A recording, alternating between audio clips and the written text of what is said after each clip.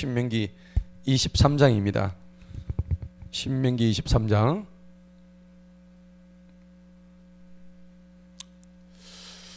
신명기 23장은 여러 가지 이제 내용들이 많이 나오는데요. 한번 1절부터 한번 보도록 하겠습니다. 1절에 보니까는 계속적으로 이제 뭐 성별, 거룩 이걸 지금 계속 말씀하고 계십니다. 하나님은 그 이스라엘 백성들이 가나안 땅에 들어가서 살 때에 너희는 구별된 자기 때문에 이러이러한 행동들을 구체적으로 해라라고 오늘 23장에서 말씀을 하고 계시는 거예요. 자, 1절 한번 읽어보겠습니다. 고환이 상한 자나 은밀한 지체가 잘린 자는 주님의 회중에 들어가지 못한다. 자, 이게 무슨 말씀일까요? 고환은 고환이 상했다. 이게 이제 공동 번역에 보면은 뭐라 되냐면 불알이 터졌다. 공동 번역 이래 돼 있어요, 실제로. 그 다음에 은밀한 지체가 잘리는, 이거는 음경이 잘렸다 이렇게 돼 있어요. 그런데 우리 신체 중에 하고 많은 신체 가운데서 왜 이 부분을 성경이 말씀하실까요? 이유가 뭘까요? 한번 얘기해 보세요. 우리 신체 중에 여러 가지가 있잖아요. 왜 이 부분을 지금 말씀을 하실까요? 이 부분에 무슨 의미가 있을 텐데, 그죠? 예. 중요한 겁니다. 이 고환이나 음경이란 것은 남녀의 그 생식기, 생식기는 남자와 여자를 구별하는 아주 중요한 신체의 기관입니다. 그렇죠? 남자를 남자답게 하고 여자를 여자 되게 하는 그런 건데, 오늘 여기는 고환이 상했다, 그 다음에 그 은밀한 지체가 잘렸다. 그런데 만약에 이런 경우 같으면은 거세당했다는 얘기죠. 맞습니까? 거세당했다. 또 뭐 이게 기능을 제대로 거세당했기 때문에 기능을 발휘하지 못한다. 기능을 발휘하지 못한다. 그런 겁니다. 하나님이 주신 우리의 몸은 온전한 거죠. 온전한 건데 이렇게 고환이 상했다든지 음경이 잘려나갔다든지 이런 경우에는 안 된다는 얘기입니다. 그러니까 겉으로는 남자입니다. 이 외모는 남자인데 실제로 이게 되어버렸다는 얘기입니다. 그러면 남자의 기능을 할 수가 없다는 겁니다. 그렇기 때문에 성경은 이런 것을 좋게 보지를 않았다는 겁니다. 그래서 이제 영적인 의미는 뭐냐니까 결국은 하나님 형상으로 창조되었지만은 우리가 죄와 타락으로 본래의 우리의 모습을 잃어버렸다 하는 그런 의미가 좀 들어가 있는 겁니다. 그런데 이제 왜 오늘 이 고환이 상한 것을 왜 얘기하면, 고환이 주는 의미가 있습니다. 이 고환은 다른 말로 하면 신앙이죠. 신앙. 우리가 다 이 안에서 다 나왔잖아요. 맞죠? 여기 다 있다가 나왔어요. 그러니까 이거는 시 주문입니다. 시 주문이. 이 시란 것은 우리가 무슨 시, 영자시, 민자시 이런 식으로 얘기할 때 이 시를 얘기하는 거예요. 시족을 얘기하는 거예요. 그래서 이 시입니다. 이 시는 우리가 신약에 보면은 하나님의 말씀을 이 땅에 뿌릴 때에 시에 비유하죠. 시는 곧 뭘 의미하냐면은 시는 생명을 의미하는 겁니다. 맞죠? 밭에다가 밭이 아무리 좋아도 씨를 뿌리지 않으면은 이 밭이 열매를 맺을 수가 없다는 얘기입니다. 그래서 오늘 이 고환의 중요성을 굉장히 강조하고 있다는 겁니다. 그걸 알아야 돼요. 그 다음에 음경이 잘렸다는 것은 왜 그럴까요? 이 씨앗이 음경을 통해서 배출이 되는 구조가 되어 있죠. 그렇기 때문에 이게 잘리게 되면은 안 된다는 겁니다. 그리고 이것이 남녀를 결합시키는 굉장히 중요한 기관이라고 이제 한 건데, 결국은 남자와 여자를 하나님이 가장 오묘하게 신비롭게 만드셔서 두 사람이 완전한 한 생명체, 한 부부가 되게 하는 연결고리가 된다는 겁니다. 이게. 그래서 이것이 상하게 되면 하나님의 형상을 잃어버렸다라고 보는 거예요. 하여튼 하나님은 이렇게 인간의 생식기를 통해서 하나님의 형상을 우리한테 부여하셨고, 이것을 아름답게 창조를 하신 거예요. 좀 신비롭잖아요. 오묘하잖아요. 그죠? 근데 이것을 하나님의 아름다운 것으로 사용하지 않고 이것을 음란의 도구로 사용하는 그런 경우에는 하나님께서 이 음행을 저주하시잖아요. 그래서 우리가 이것을 잘 봐야 되는 거예요. 자, 그런데 성경에서는 이 고안이 상한 자는 그러면 하나님의 회중에 못 들어간다 했는데, 이 하나님의 회중이라는 것은 오늘 1절에 보니까 무엇을 의미할까요? 그 당시에 이스라엘 백성들이 모이는 거룩한 예배 자리를 못 들어간다는 얘기입니다. 그러면 신약시대도 이렇게 했을까요? 신약시대는 안 그래요. 이거는 구약시대의 육적인 고자, 이제 뒤에 나오죠. 그게 말씀이 나오는데 한번 볼까요? 이사야 56장 한번 보십시다. 그 육적 고자 얘기가 나와요. 육적 고자 얘기가. 근데 이제 남자가 고자일 경우에도 아이를 생산 못하죠. 근데 여자가 불임증이면 똑같습니다. 아이를 생산 못해요. 성경에는 계속 그 얘기를 하고 있습니다. 56장에 보면 3절 한번 보시기 바랍니다. 스스로 죽게 연합한 낯선 자의 아들로 하여금 주님께서 나를 자기 백성으로 완전히 분류하셨다. 왜? 고자가 돼서 말하지 못하게 하고 고자로 하여금 보라, 나는 마른 나무다. 열매를 맺을 수가 없는 거, 고자가 돼가지고 그렇게 말하지 못하게 하라는 거예요. 그런 고자라도 하나님이 그 사람을 점지하시고 하나님이 그에게 생명을 주시면 육적인 고자는 더 이상 의미가 없다. 영적인 고자를 더 주의해라, 더 조심해라, 그 얘기입니다. 그러니까 4절을 한번 읽어보겠습니다. 이사야 56장 4절 시작. 이는 주가 이같이 말하노라, 나의 안식들을 지키고 나를 기쁘게 하는 것들을 택하며 나의 언약을 붙잡는 고자들에게는, 자, 고자지만은 하나님의 언약을 붙잡으면 어떻게 돼요? 생명으로 살아나죠. 예, 그렇습니다. 그래서 5절 보세요. 내가 곧 그들에게 내 집과 내 성벽들 안에서 아들들과 딸들보다 더 좋은 지위와 이름을 주겠으며 내가 그들에게 영원한 이름을 주어 끊어지지 아니하. 아니, 분명히 고자라고 했는데 끊어지지 아니한대요. 자, 여기서 말하는 고자는 육적 고자의 의미가 아닙니다. 이스라엘 백성들은 사실은 육적 고자가 다 돼버린 거예요. 맞죠? 이스라엘 백성들은 다 육적 고자가 된 거예요. 왜? 하나님의 어떤 분명한 형상을 지닌 이 씨앗을 생산해내지를 못했거든요. 그걸 아셔야 되는 거예요. 그런데 이제 그 앞에 이사야 54장 한번 보십시다. 그 앞에 있죠. 54장. 근데 이제 요거는 이제 고자가 아니고 이제 잉태를 못하는 불임증 여자에 대해서 얘기하는 거예요. 1절을 다 같이 한번 읽어봅니다. 시작. 오 잉태하지 못한 자여, 아이를 낳지 못한 자여, 너는 노래하라. 산고를 겪지 못한 너는 노래를 쏟아내고 큰 소리로 외치라. 이는 홀로 사는 여인의 자식들이 혼인한 아내의 자식들보다 더 많기 때문이라 주가 말하노라. 자, 여기서 2절 또 읽어봅니다. 시작. 네 장막의 틀을 넓히고 그들로 하여금 내 거주자들의 휘장을 펴게 하라. 아끼지 말고 내 줄들을 길게 하고 내 말뚝들을 견고히 하라. 아멘.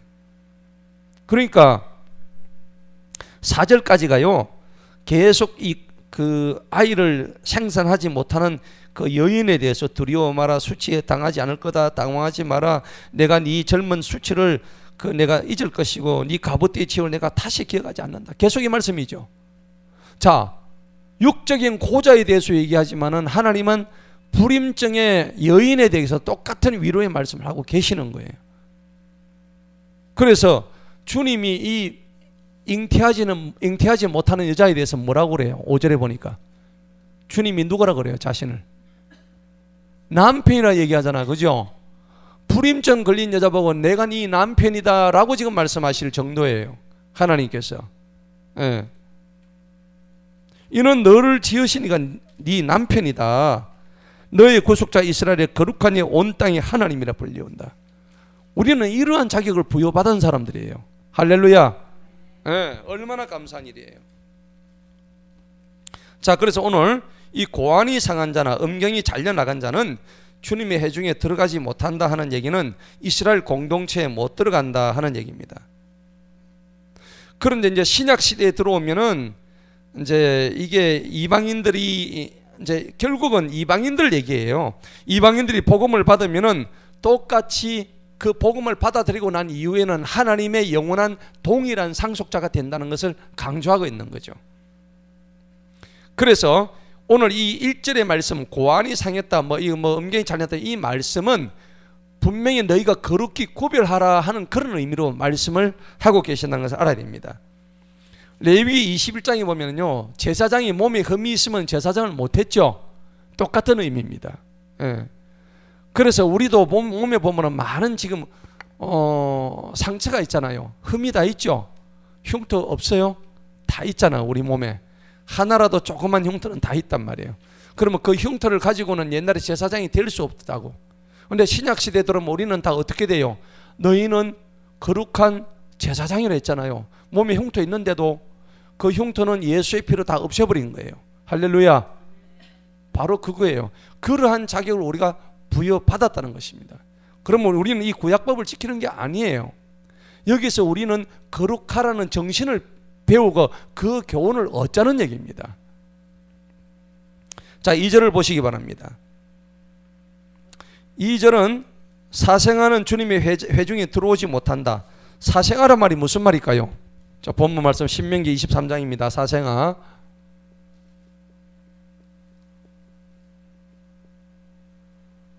사생아죠. 사생아.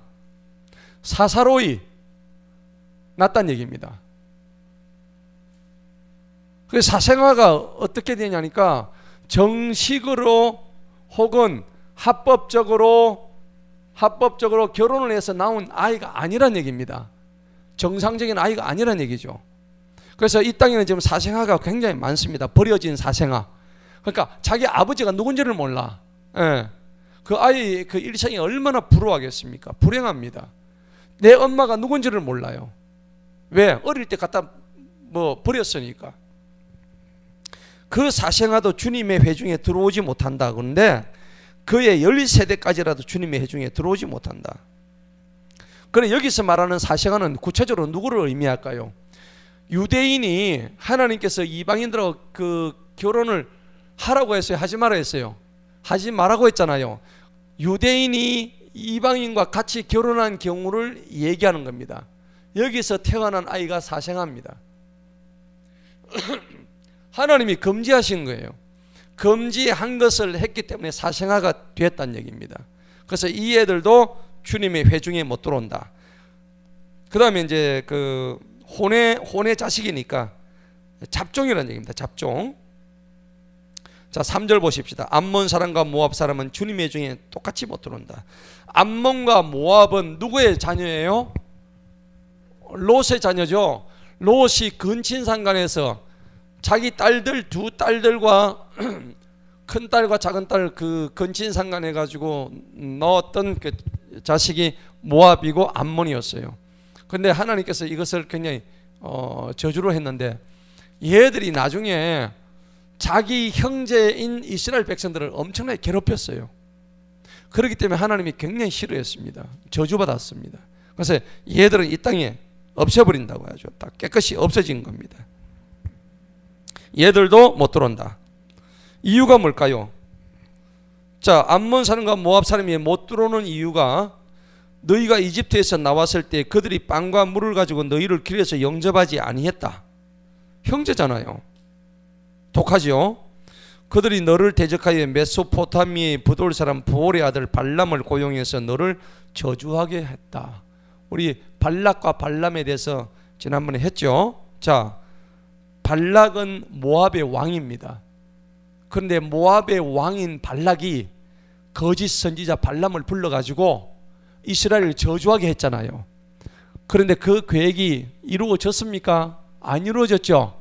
예, 실패 끝나고 말았습니다. 그리고 발람은 죽임을 당하고 말았습니다. 민수기 22장에서 보면 22장, 23장, 24장까지 계속 나오는 그 발락과 발람의 유명한 이야기입니다.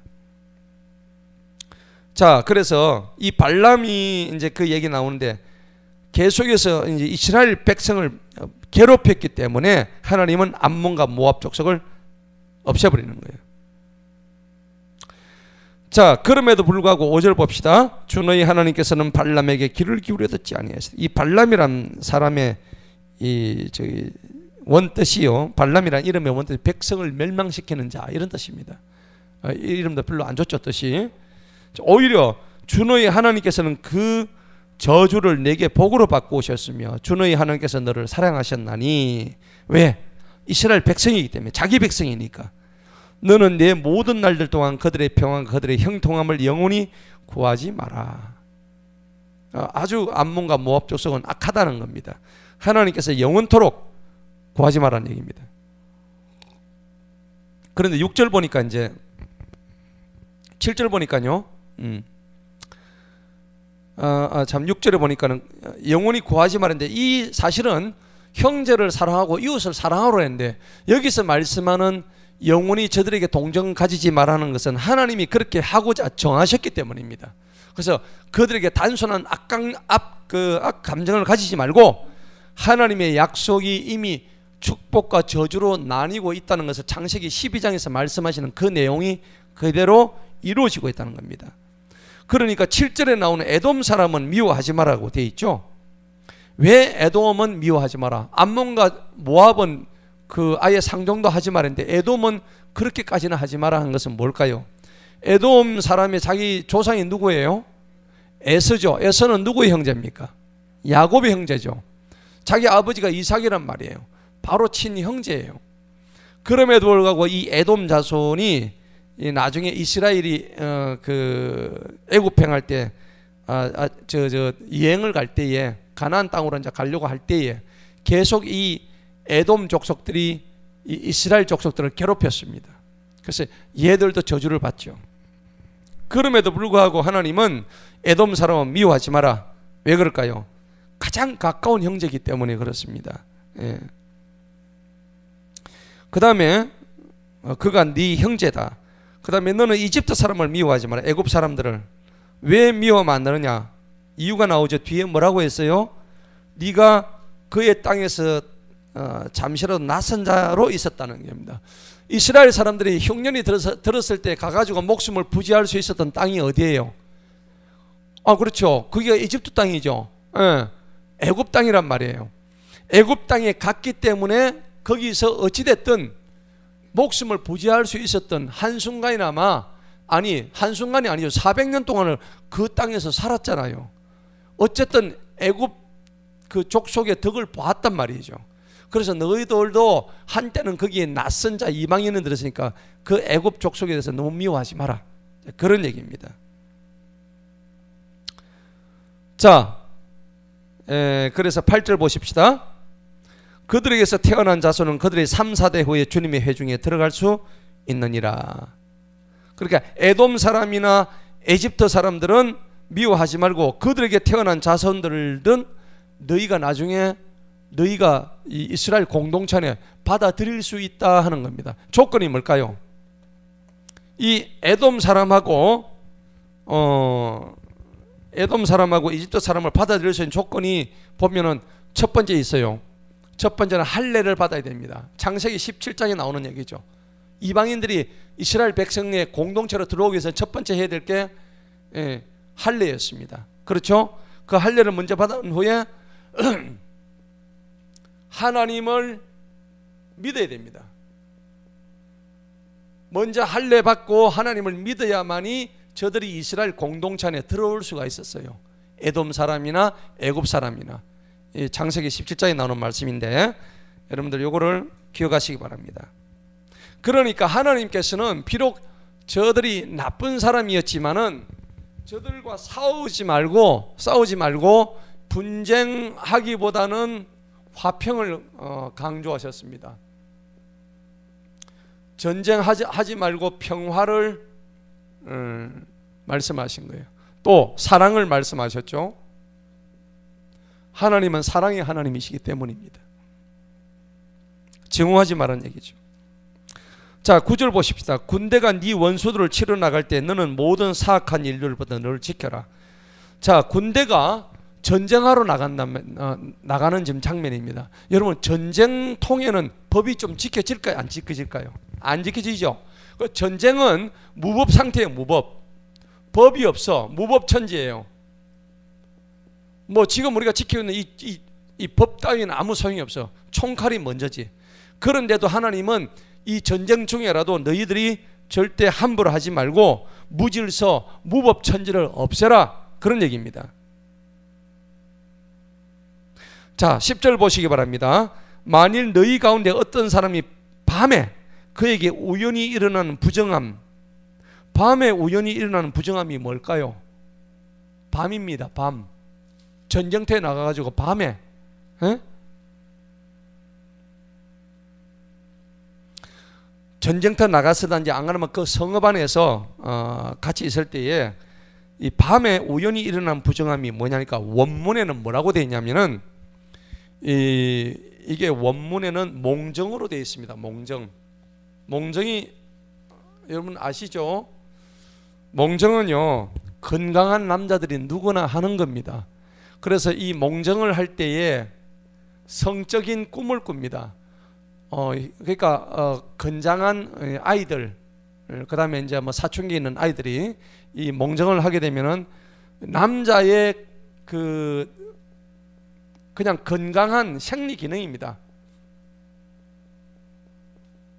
근데 하나님은 이것조차도 고별해라는 겁니다. 이것조차도 그렇게 하지 말라는 거죠. 왜 그러냐? 이 하나님의 전에서는 이것조차도 부정하다고 보는 거예요. 자, 그래서 우연히 일어난 이런 것들에 대해서 계속 나오는데, 자, 이 몽정을 하면 이 정액이 나오죠. 정액이 나오고 그 다음에 뒤에 뭐가 나오냐면 13절을 보세요. 13절에 보면 대변이 나와요. 대변. 그죠? 변을 본다고 돼 있죠.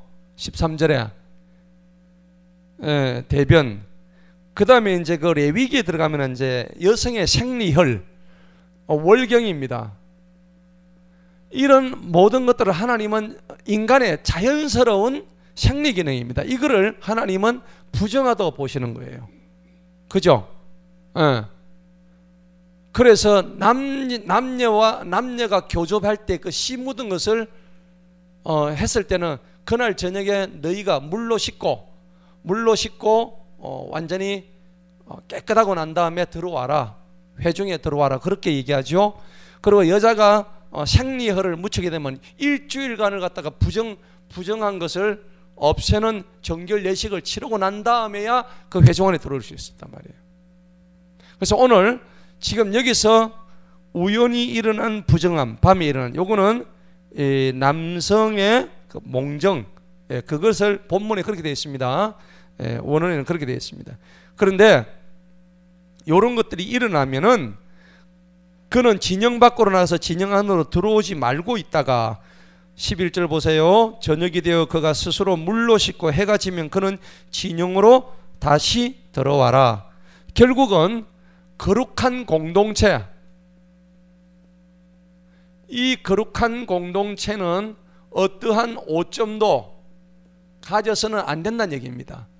그래서 우리 속에 있는 부정한 것들, 부정한 생각들, 부정한 어떤 행위들, 이것을 깨끗이 주님 앞에 뭘 해야 됩니까? 먼저 고백하고 죄의 고백과 회개를 통해서 하나님 앞에 완전히 죄 사함을 받고 그 다음에 주님 앞에 나와라 하는 그런 얘기입니다.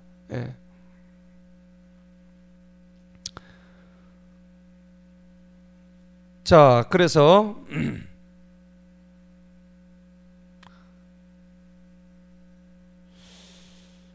이게 이제 사실은 몽정되어 있는데 여러분 성경에 보면은 70인역이라고 되어 있어요. 70인역 성경이 있어요.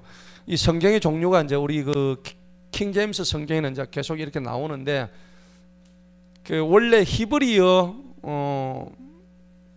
원래 원어 성경이 있었죠. 이건 유대인들이 처음에 모세가 하나님으로부터 받은 돌판 성경, 그걸 얘기하는 거예요. 근데 이게 이제 히브리어로 써 있죠. 왜? 이스라엘 말로 썼을 거 아닙니까? 요 성경이 있었는데 이것을 복사하고 필기하고 사본해 가지고 쫙쫙 늘어났는데, 이게 이제 나중에 신약 시대 들어오면은 유대인들이 디아스포라 하죠. 디아스포라가 뜻이 뭡니까? 유대인들이 디아스포라 됩니다. 유대인들이 전 세계로 흩어지는 것을 의미합니다. 그래서 이 디아스포라 될 때에 이 사람들이 주로 유대인들이 많이 간 곳이 어디냐면 헬라 쪽으로. 어느 나라입니까? 그리스죠. 그리스 맞죠? 헬라. 그래서 이 히브리 성경을 들고 가가지고 헬라 지방에 많이 살고 있었던 유대인들, 그러니까 헬라 유대인들입니다. 헬라 유대인들이 70명이 모였습니다. 70인이 모여서, 이 70인이 모여서 번역을 한 성경이 70인 역 성경입니다. 그러니까 무슨 말로 바꿨다고요? 히브리 성경을 무슨 말로요? 헬라 성경으로 바꾼 겁니다. 아시겠죠? 히브리어를 헬라어로 바꾼 거란 말입니다. 그래서 이것을 셉투아진이라고 그래요. 셉투아진. 이 셉투아진 성경이 굉장히 유명합니다. 자, 영어로 쓰면 이 셉투아진은 바로 정경으로 분류가 되고 있습니다. 예. 그런데 이 헬라 성경이 나중에 이제 어떻게 또 변하느냐면은, 성경을 하나님께서 변개하지 말라고 그랬는데 나중에 라틴어로 변합니다. 라틴어 벌게이트라는 성경 들어보셨죠? 벌게이트. 라틴어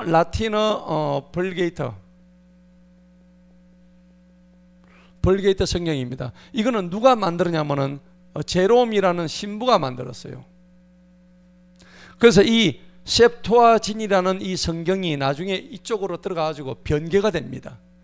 변개가 되는데, 이 라틴어는 여러분 어느 나라에서 주로 씁니까? 라틴어는 헬라 아니죠? 예, 저기 서구라파에서 많이 쓰는 저기 스페인권, 예, 그쪽을 의미하죠. 그래서 이 라틴어는, 헬라어는 많이 썼지만 라틴어는 거의 사용을 안 했어요. 그래서 사용을 별로 안 했는데 중세 시대 들어와가지고 이 라틴어 성경을 벌게이트를 만들어 가지고 이 성경을 가지고 로마 카톨릭에서 이 벌게이트 성경을 쓴 거예요. 근데 이 안에는 전부 다 변개된 내용들이 많이 있습니다. 엄청나게 많이 있습니다. 그래서 지금 로마 카톨릭에서 쓰고 있는 성경은 원래 라틴어로 써야되는데, 라틴어는 그 당시에 사람들이 라틴어를 몰라요. 그러니까 라틴어는 누가 보느냐 하면은 로마 카톨릭의 사제들만 보는 거예요. 사제들도 잘 몰라. 사제도 잘 몰라요. 일부 몇몇 사람만 번역한 그 사람들만 아는 거지, 실제로는 왜 그러면 라틴어로 번역을 했느냐 하면은 사람들이 이 성경을 읽지 못하게 하기 위해서 라틴어로 바꾼 거예요. 그래서 이 벌게이트 성경은 굉장히 문제가 많은 성경이었죠. 이렇게 하다가 이제 나중에 여기서 성경이 제대로 이제 이게 이 처음부터 다 오리겐부터 해가지고 뭐 헥사 성경 쭉 나오는데, 이것이 이제 없어지고 원래 나왔던 셉투아진에서부터 나오는 정통적인 성경이 1611년도에 나온 성경이 킹 제임스 바이블이죠, 그죠? 킹 제임스 버전 이렇게 되는 거예요. 그러니까 우리가 지금 보고 있는 성경이 약 400년이 된 킹 제임스 버전 성경이에요. 그럼 이걸 아셔야 되는 거예요. 그런데 이 셉투아진에 뭐라고 되어 있냐면은 우연히 일어난 10절의 부정함, 아까 몽정이라 했는데 거기는 정확하게 이렇게 기록되어 있답니다. 70인 여기에 보면 아까 이거죠, 셉투아진에. 여기는 10절 보세요. 우연히 일어난 부정함으로 되어 있는데 거기는 뭐라고 되어 있냐면 밤 동안 정액의 유출로 인하여 이렇게 되어 있답니다. 원문에 그렇게 되어 있대요. 그러니까 이것은 밤 동안 정액이 유출됐다는 것은 몽정을 얘기하는 거예요.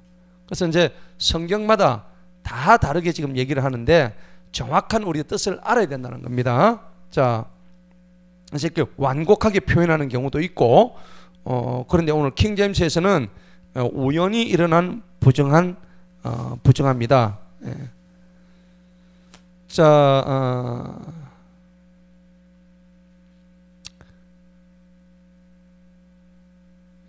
자, 그 다음에 이제 10몇 절이죠? 12절입니까? 12절. 너는 진영 밖에 또한 한 곳을 마련하고 그곳으로 나갈지니, 한 곳을 마련하고 그곳으로 나가서 이제 해야 될 게 또 나옵니다. 자, 13절 보세요. 네가 네 지팡이 위에 작은 삽을 달아서 밖에서 변을 볼 때에, 자, 밖에서 변을 본다는 것은 이게 소변입니까? 대변입니까? 대변입니다. 예. 대변을 볼 때 그것으로 땅을 파고 돌이켜서 너에게 나온 것을 덮어라. 아니 뭐 이런 것까지 그 얘기를 하시나, 그죠? 성경에서 그냥 알아서 처리하면 되지. 근데 만약에 그대로 이거 안 덮으면 어떻게 돼요? 똥 밟잖아. 똥을 밟건 안 밟건 간에 지저분하잖아요, 그죠? 그 공동체의 위생에도 안 좋고, 하나님이 이런 것까지 세세하게 얘기하시는 게 뭐냐, 말씀하시는 게 뭐냐면 결국은 의식적으로 정결해라는 겁니다. 성결을 유지해라는 겁니다. 아니 그런데 사람이 생리적인 배설 안 합니까? 이 생리 현상인데 이것을 뭐 하나님이 가가지고 너가 전쟁 나가는데 그 칼 뒤에다가 뭘 달아라고요? 삽을 달고 나가래요. 삽을 달고 나가지고 그 볼일 보고 난 뒤에 그걸 그냥 방치하지 말고 구덩이를 파고 흙으로 덮고 밝으면 안 미끄러지게 깊이 파묻으라, 이 얘기입니다. 자, 그래서 땅을 파는 것까지는 좋은데 덮는데 어떻게 해서 덮으래요? 돌이키래요. 그 잘 보지 말고 그냥 부정한 거니까 그냥 알아서 덮으래요, 그냥. 참 우리 하나님 너무나 참 이 자연스러운 생리 현상을 만들어 놓으셔놓고는 이렇게까지. 자, 여러분 옛날에 그래서 옛날 속담에 있죠. 처갓집하고 뭐하고는 멀리 있어 좋다. 그래요. 뒷간하고 처갓집은 멀리 있어서 좋다 했죠. 근데 처갓집에 살고 있는 사람도 있습니다. 자, 부정한 것을 보지 말고 돌이켜서 그냥 그것을 흙으로 덮어라, 그런 얘기입니다. 자, 오늘 굉장히 중요한 얘기를 하시는데 인간의 자연적인 그 생리 현상까지도 하나님은 이렇게 부정하게 보고 계신다는 겁니다. 이유는 뭘까요? 14절에 나오죠. 다 같이 한번 읽어보겠습니다. 시작. 이는 주 너의 하나님께서 진영 중에서 거니시며 너를 건져내시고 내 앞에서 내 원수들을 항복시키려 하시기 때문이라. 그러므로 내 진영을 거룩하게 하란 말이에요. 그래서 그분께서 네 안에서 부정한 것을 보지 아니하시고 내게서 떠나지 아니하시게. 결국은 거룩이에요. 아멘? 예, 거룩해야 됩니다. 진영은 뭐냐니까 그 자기가 살고 있는 그 공동체를 얘기하는 거예요. 예, 그러면 그 성 안에 살았죠. 이스라엘 공동체는 그 예루살렘 성 안을 갖다 진영이라고 얘기하는 거예요. 예, 그렇게 얘기하시면 돼요. 자, 그 다음에 15절을 보시기 바랍니다. 너는 주인을 피하여 내게로 도피해 오는 종을 그의 주인에게로 넘겨주지 마라. 자, 이게 무슨 말일까요? 주인을 피해서 도피를 왜 할까요? 아니 옛날에 성경에 보면요, 주인을 버리고 도망오는 자는 사형이었습니다. 그리고 두 발을 자르게 돼 있었다고요. 잔인하죠. 근데 지금 주인을 피해서 도피오는 그 종을 받아라는 얘기인데 이게 무슨 의미일까요? 그럼 그 종은 뭐 잘한 겁니까? 못한 겁니까? 뭐 잘못한 건 없으니까 받아들이는 얘기 아닙니까? 그죠? 맞아요? 자, 이 말이 무슨 말이냐면은 주인을 피해서 도피해오는 종이란 누구냐면은 주인이 너무 학대했단 말이에요. 너무 못살게 굴었단 말이죠. 그 다음에 정당한 사유 없이 종을 막 때리거나 못 살게 구거나 죽이려고 했거나 그 다음에 그랬을 경우에 피신을 하는 거예요. 여러분 이 성경에 보면은 계속 도피성 얘기가 나오죠. 도피성이 결국 누구를 얘기했죠? 예수님을 말씀했잖아요. 그죠? 그런데 어떤 종이 노예가 주인을 뺏은 이게 올 때 주인한테 넘겨주지 마라. 넘겨주면 안 되죠. 그러면 넘겨주면 어떻게 될까요? 걔는 죽는 거예요. 뭐 간단히 얘기해 봅시다. 아빠가요 술을 한 잔 마셔가지고 저녁에 아를 막 되게 두드려 패서 그럼 얘가 누구한테 도망가요? 엄마한테 가잖아요. 그럼 엄마가 도망을 오면 야 너가 빨리 다시 가. 똑같은 거 아닙니까? 그죠? 이치가. 그런 잔인한 엄마가 어디 있어요? 지금 아빠가 인사불성돼 가지고 아를 막 두드려 패고 하는데 똑같은 이치입니다. 하나님은 그러니까 약자를 보호하시는 하나님이세요. 사랑을 베푸시는 하나님이고, 예, 그런 의미입니다. 그 하나님의 긍휼하심을 말씀하고 있는 거예요. 16절 봅시다. 그로 하여금 내 성문들 중에 그에게 가장 좋은 것 중 한 곳을 택하게 하여 너희 중에서 너와 함께 살고 너는 그를 학대하지 마라. 예, 그렇죠. 그냥 받는 정도가 아니라 그가 정말 죽을 고생을 했으니까 가족 걔가 잘 살 수 있도록 네가 끝까지 좀 돌봐줘라, 케어해줘라. 하나님의 사랑입니다. 17절 이스라엘 딸들 중에서는 창녀가 있지 못할 것이고 이스라엘 아들 중에서는 남색하는 자도 있지 못할. 남색이 뭐예요? 소도마이트, 남창. 남자들끼리 그 뭐 이상한 짓 하는 그걸 남색이라 그러죠. 그래서 하나님의 창조질서 이걸 어기는 자들이죠. 그런데 이스라엘 딸들 중에는 장녀가 있지 못할 것이라는 얘기는 뭡니까? 장녀는 이방인한테만 있다는 얘기죠. 그런데 어떻게 내 백성 이스라엘 중에 장녀가 있을 수 있느냐 하는 얘기입니다. 내 백성 중에 어떻게 남창들이 있을 수 있느냐 하는 얘기입니다. 자, 그러면 장녀나 이 남창들은 무엇을 의미하면 그냥 옛날에는 요즘은 보면은 내 시골에서 올라와 가지고 너무 생활이 어려워서 할 수 없이 사창가에 가지고 자기 몸을 파는 여자가 있어요. 그러면 자기가 막 이렇게 윤락을 하지만은 그것이 뭐 이렇게 아주 나쁜 의미, 우상을. 그러니까 여기서 말하는 장녀, 남창은 무슨 의미냐면 옛날에 아스타롯을 섬겼던 그 우상을 섬겼던 신전이 있습니다. 신전. 예를 들어서 그리스에 보면은 파르테논 신전 아시죠? 유명한 파르테논 신전이 이 고딕 양식으로 막 그 12개의 기둥을 세워가지고 고딕 양식으로 태워가지고 이 멋지게 있는데 이게 신전이에요. 이 밑에 보면 신전이 있는데 여기서 소위 말하는 여신을 숭배하는 사제들이 있었다고요. 그 사제들이 수백 명이 모여가지고 이제 뭘 하냐니까 이 아스타론 여신이 있습니다.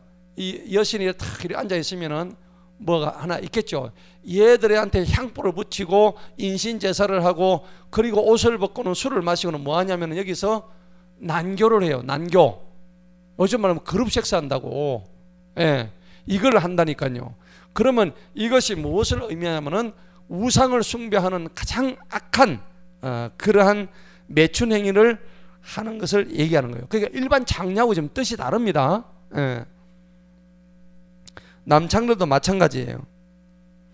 18절 봅시다.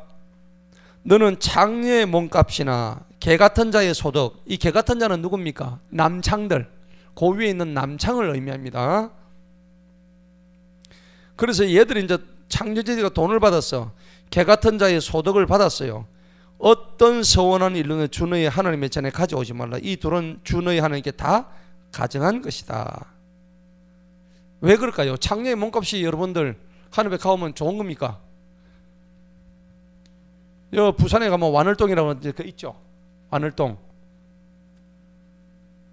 뭐 청량리 588 같이 그 악덕 포주가 있었어. 포주가 헌금을 들고 교회 와가지고 돈 많이 벌었다고 헌금하러 왔어. 포주가 하나님 앞에 가지고 헌금하러 왔다고. 그 말이 됩니까? 하나님 그거 받으시겠냐고요? 안 받으시죠? 예. 나쁜 짓을 한 소득을 가지고 하나님 앞에 와서 바치겠다는 것은 말이 안 된다는 얘기입니다. 하나님 그런 거 안 받으신다는 겁니다. 자, 19절 보십시다. 너는 이자 받으려고 네 형제한테 빌려주지 마라. 자, 이자를 받으려고 그 형제가 돈을 빌린다는 건데, 돈을 빌리는 형제는 부자일까요? 가난한 자일까요? 가난합니다. 부자가 왜 돈을 빌리겠습니까? 그죠? 지금 가난하니까 돈을 빌리는데, 네 형제가 지금 돈을 빌리러 왔는데 이자를 갖다가 엄청난 높은 고금리의 이자를 갖다 붙이지 말란 얘기입니다. 자, 이자 받으려고 형제한테 빌려주지 말고, 그럼 어떻게 됩니까? 이자 이거 받지 말고 형제한테 어떻게 해야 돼요? 그냥 주라. 그냥 주면은 나중에 원전은 돌려주겠죠. 맞습니까? 원전만 받아라 이 얘기입니다. 아니면 네가 넉넉하면 그냥 받을 거 생각하지 말고 그냥 주라. 그냥 줘라. 그 얘기입니다. 돈의 높은 이자나 양식의 이자나 이자를 받을 만한 건 무엇이든지 이자를 받지 마라. 이 말씀을 하신 이유가 뭘까요? 하나님은 가난한 자를 돌봐주신다는 겁니다. 약자를 보호하신다는 겁니다. 그렇죠? 그래서 잠언 19장에 보면은 가난한 자를 불쌍히 여기면 하나님께서 다 갚아주신다고 말씀하셨습니다. 아멘? 예. 잠언 19장 17절에 나오죠. 아무튼 이 동족의, 여기서 네 형제라고 얘기했는데 이 형제는 구체적으로 누구를 의미할까요? 여기에 이 형제는 내 가까운 친형제도 되지만 그게 아닙니다.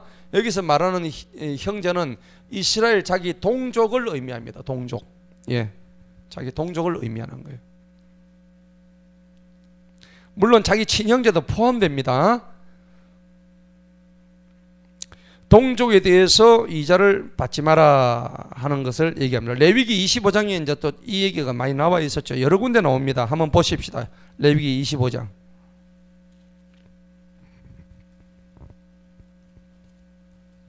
레위기 25장요.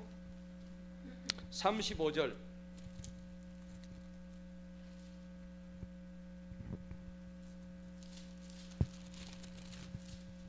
35절, 37절. 레위기 25장 35절로 37 다 같이 한번 읽어봅니다. 시작. 만일 네 형제가 가난하게 되어 빈손으로 내 곁에 있으면 그때는 너는 그를 구제할지니 그뿐 아니라 비록 그가 낯선 자이거나 체류자일지라도 너와 함께 살게 하고 너는 그에게서 고리나 이자를 취하지 말고 내 하나님을 두려워하여 내 형제가 너와 함께 살게 할지니라. 너는 고리를 받으려고 그에게 내 돈을 주지 말고 이자를 위하여 내 양식을 그에게 빌려주지 말지니라. 아멘. 예. 그렇죠? 계속 이것은 이제 나중에 그 희년이 돌아올 때 그 종의 신분을 갖다 다 벗게 해주시고 그때 채무의 면제까지도 희년이 되면 다 갚아 주신다 했죠. 7년째 되는 해, 그죠? 맞습니까? 예, 그렇습니다. 자, 그 다음에 20절 뒤에 보십시다. 그리함으로 주 너희 하나님께서 내가 가서 소유하는 그 땅에서 네가 손을 떼는 모든 일에서 너에게 복을 주신다. 아, 이자 안 받으면 복을 주신대요. 고리 대금업자 하나님이 굉장히 싫어하십니다. 예, 여러분들 요즘 뭐 제3금융권에서 고리 대금업자 봤죠? 이자가 1500%. 지난번에 뉴스 나오는데 뭐 3000% 됐습니다. 와, 완전 막 돈을 빌려주는데 이자를 갖다가 고이자를 갖다가 이자 떼고 그 원천 징수하고 나머지 떼주는데 그것도 안 갚으면은 뭐 며칠부터 뭐 몇 프로씩 붙는 어마어마한 그 고리 대금업자 있더라고. 근데 악덕이죠, 악덕. 나라에서 그런 자들은 다 잡아가지고 처단을 해야 됩니다. 자, 21절 보십시다. 내가 주 너희 하나님께 서원하거든. 이제 서원 문제가 나오죠. 너는 그것을 갚기를 더디하지 말라. 여러분, 서원이 뭡니까? 서원은 하나님이 인간한테 하는 겁니까? 사람이 하나님한테 하는 겁니까? 사람이 하나님한테 하는 거죠. 사람이 한테 뭘 하는 겁니까? 맹세하고 또 다짐하고 약속하고 그거죠. 예. 하나님이 사람한테 하는 건 아닙니다. 이 서원이란 것은 사람이 하나님에게 하는 맹세, 약속, 이걸 서원이라고 그래요. 사람이 하나님한테 한다. 근데 하나님한테 천지를 지으신 하나님이십니다. 맞죠? 근데 그 하나님한테 맹세하고 약속을 했는데 그것을 만약 어기게 되면 하나님은요 조롱받는 분이 아니시라 했거든요. 맞습니까? 하나님은 조롱받지 아니하신다. 조롱받을 분이 결코 아니십니다. 자, 그래서 21절 봅시다. 네가 주 너희 하나님께 소원하거든 너는 그것을 갚기를 더디하지 마라. 왜 그러냐면은 서원은 하나님이 지보고 하라 했습니까? 지가 하려고 한 겁니까? 지가 하려고 한 거죠. 그래서 자발적인 겁니다. 이 서원은 자발적 서원입니다. 억지가 아닙니다. 여러분 억지로 여러분도 서원하신 적 계신가요? 없죠? 하나님 내가 이 일을 하겠습니다. 하나님 내가 이렇게 뭘 하나 짓겠습니다. 하나님 제가 이번에 하나님 앞에 기도를 40일 작전 기도를 해서 반드시 하나님 앞에 이 기도의 제목을 올려드리겠습니다. 서원을 했단 말이에요. 그럼 지켜야 되는 거예요. 지키게 되면 뭐가 올까요? 복이 와요. 복이 뒤에 나오잖아요. 자 20장 뒤에 한번 보십시다.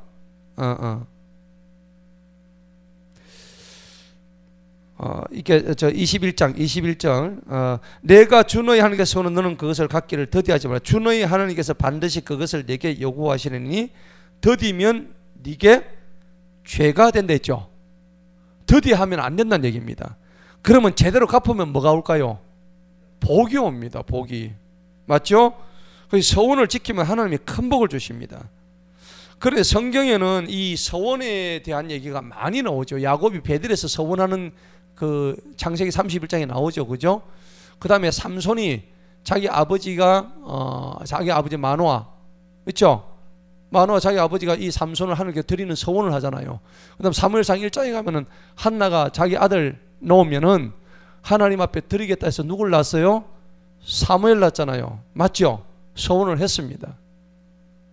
여러분 살아오시면서 서원한 거 기억 안 나십니까? 자기도 모르는 서원. 근데 하나님이 반드시 서원한 거는 기억나게 하셔요. 예. 너는 잊었을지라 나는 결코 잊지 않고 있다. 하나님은. 여러분들 기도하시다가 하나님 제가 서원하고 갚지 않은 것이 있으면 하나님께 갚지 않은 것은 꼭 생각나게 해주셔야 하면 하나님 반드시 기도 중에 그 서원한 것을 기억하게 하십니다. 근데 여러분 서원을 함부로 해도 될까요? 절대 함부로 하지 마세요. 서원을 하게 되면 지켜야 됩니다. 안 지키면 죄가 된다 했어요. 화가 미칩니다. 그래서 왜냐하면 하나님은 절대 조롱받는 분이 아니시기 때문입니다. 자, 그 다음에 22절 봅시다. 그러나 만일 네가 서원하기를 그만두었으면 네가 죄가 안 되나. 23절 네 입술에서 나간 것은 네가 지키고 행해야 된다. 하나님 이렇게 하겠습니다. 여러분 요즘 자기가 서원한 것 한번 스스로 한번 생각해 보세요. 하나님 내가 교회 가면 이렇게 하겠습니다. 하나님 이번에 잘 되면 내가 이렇게 하겠습니다. 내가 그렇게 자기도 모르게 하나님께 기도하면서 서원한 것이 분명히 있을 거예요. 하나님은 다 기억하고 계신다는 사실을 알아야 됩니다. 그 다음에 23절 뒤에 봅시다. 네가 네 입으로 약속한 자원하는 뭐요? 예물이죠. 그 예물을 드리란 말입니다. 네가 주 너희 하나님께 서원한 대로 드려라. 행해라. 그러니까 서원한 것은 10편 66편에 보면 13절에 너희가 서원한 것은 반드시 갚으라고 되어 있습니다. 반드시 갚으라고 되어 있습니다. 대신에 서원을 함부로 얘기하지 말라는 겁니다. 야고보서 5장 12절에 너희는 함부로 하나님 앞에서 맹세하지 마라 얘기하는 겁니다. 자, 24절 보십시다. 네가 네 이웃의 포도원으로 들어갈 때 너는 네 마음대로 포도들을 먹어도 되나 네 그릇에 담지는 말지. 이게 무슨 말일까요? 이게 무슨 의미입니까? 내가 남의 밭에 포도가 먹고 싶었어요. 그런데 포도원에 들어갔습니다. 내가 포도를 먹어도 돼요, 안 돼요? 지금 이 말에 의하면 먹어도 되죠? 그런데 이 말씀을 그대로 믿고 있다가 요 삼당경만 포도밭이 많아요. 그래가지고 이번 주에 포도서리 한번 하러 가자 해가지고, 여러분 그것 들어가서 포도서리 하면 큰일 납니다. 이거는 이스라엘 법이에요. 이스라엘 법이라고. 지금도 이스라엘 법이 그대로 지금 적용되고 있고, 아랍에서는 이 법이 그대로 지금 지켜지고 있대요. 그런데 네가 먹는 것은, 손으로 해서 먹는 것은 얼마든지 가져갈 수 있다, 먹을 수 있다. 그런데 그것을 바구니에 담고, 광주리 이딴 많은 건 담고 1톤 트럭 가가지고 주인이 없는 탓에 그걸 막 실어가지고 가져온단 말이에요. 그거는 도둑질입니다. 그래서는 안 된다는 얘기죠. 자, 그러니까 한번 보십시다. 왜 그러면은 내가 먹는 거는 허용하게 했을까요? 하나님이 가난한 자들, 자기 포도밭이 없는 자들을 위한 하나님의 구제, 사랑입니다. 그걸 우리가 알아야 돼요. 그런데 왜 그것을 큰 바구니나 아니면 무슨 큰 광주리에 담아 와서는 안 된다는 뜻이 뭘까요? 그 포도원을 일구기 위해서 수고한 원주인의 농부의 땀이 있었잖아요. 자기는 그 땀 한 방울 안 흘리고 농부들이 애써 갖고 놓은 그 포도밭에 들어가가지고 지 먹을 만큼만 먹으면 되지, 그 광주리 들어가지고 남의 그것을 함부로 해서는 안 된다는 얘기입니다. 자, 이런 장면이 뒤에 우리가 예수님의 제자들이 마태복음 12장에 가면은 훗날 예수님의 제자들이 그 밭에 들어가지고 이삭을 잘라 먹는 그런 장면 나오죠. 예. 다 이런 법에 의해서 가능한 거예요. 자, 25절 보십시다. 네가 네 이웃의 베지 아니한 곡식밭으로 들어갈 때에 너는 내 손으로 그 이삭들을 뜯어도 되나 내 이웃의 베지 아니한 곡식에 낫을 떼지는 말아라. 낫을 댄다는 것은 지가 배불리 먹고도 더 가져가는 도둑질이죠. 이렇게 해서는 안 된다는 겁니다. 그러니까 여러분들이 혹시라도 농부가 된다면 수확을 다 하지 마세요. 밭에 조금 남겨놓으세요. 그 여러분들 시골 가면 그 감나무 밭에 농부가 감을 다 따요, 안 따요? 다 안 땁니다. 그러면 다 안 따고 좀 몇 개를 남겨둬요. 그럼 누가 와서 먹어요? 까치가 와서 먹는 거예요.